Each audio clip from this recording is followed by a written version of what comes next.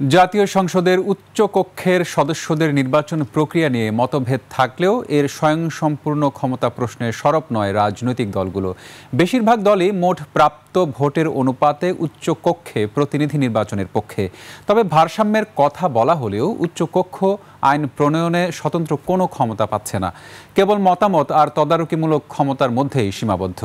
রাজনৈতিক দল সুশীল সমাজের আলোচনায় এমন ধরনের প্রস্তাবই উঠে এসেছে। মানিক শিকদারের রিপোর্ট।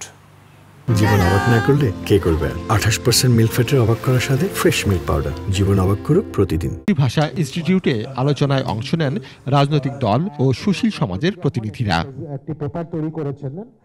বেশিরভাগ রাজনৈতিক দল সংসদের উচ্চকক্ষে মোট প্রাপ্ত ভোটের অনুপাতে প্রতিনিধি নির্বাচনের পক্ষে। নির্বাচনের আগেই উচ্চকক্ষের প্রস্তাবিত সদস্য তালিকা দিতে হবে। লোয়ার হাউসে 2/3, আপার হাউসে সিম্পল মেজরিটি। তাহলে কষ্টকর কিন্তু অসম্ভব না। কনস্টিটিউশনাল অ্যামেন্ডমেন্ট, পররাষ্ট্র, জাতীয় স্বার্থ সংশ্লিষ্ট গুরুত্বপূর্ণ বিষয় সহ 4-5টা ইস্যু বলছি, যেটা 2 হাউসই বিল পাস হতে হবে। নির্বাচনের আগে এই রাজনৈতিক দলগুলো যেন তাদের লিস্ট প্রকাশ করে যে আমরা নির্বাচিত হলে আপার হাউসে এই মানুষগুলা সংসদে যাবে।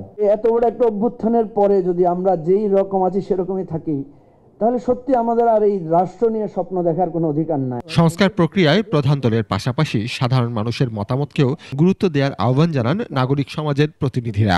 1.5 কোটি মানুষ দেশের বাইরে থাকে, তার কি রিপ্রেজেন্টেশন আপনি উচ্চ কক্ষে রাখছেন? কোনো কনক্রিট ডিসকাশন কোথাও দেখিনি। জনগণের হাতে ক্ষমতা ন্যস্ত, এটা সবসময় প্রাইম জায়গায় রাখতে হবে এবং প্রতিটি প্রসেসের জনগণের ইনভলভমেন্টের জায়গাটা দরকার। রাজনৈতিক দলগুলি সবসময় যে সমন্বিতভাবে কাজ করছে সেটা হয়নি, এবং একজন আরেকজনের সাথে পারস্পরিক একটা সমঝোতা যতটা হতে পারত সেই জায়গায় হয়তো ছিল না, আন্দোলনের সময় ছিল। সংসদের উচ্চকক্ষের প্রতিনিধি নির্বাচন নিম্নকক্ষের আসন সংখ্যার ভিত্তিতে করা হলে তা পুরোপুরি পণ্ডশ্রম হবে বলে মন্তব্য করেছেন নির্বাচন ব্যবস্থা সংস্কার কমিশনের প্রধান বদিউল আলম মজুমদার। আসন সংখ্যার ভিত্তিতে হয় তাহলে এটা পুরোপুরি পণ্ডশ্রম।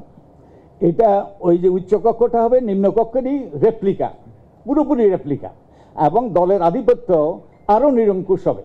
তবে আইন প্রণয়নে উচ্চকক্ষের কোনো স্বয়ংসম্পূর্ণ ক্ষমতা থাকছে না, কেবল তদারকি ক্ষমতার মধ্যেই সীমাবদ্ধ। নাগরিক কোয়ালিশনের প্রস্তাব সংবিধান সংশোধনের ক্ষেত্রে 2 কক্ষের অনুমোদনের বিধান রাখা। মানিক শিকদার, 21 টেলিভিশন, ঢাকা।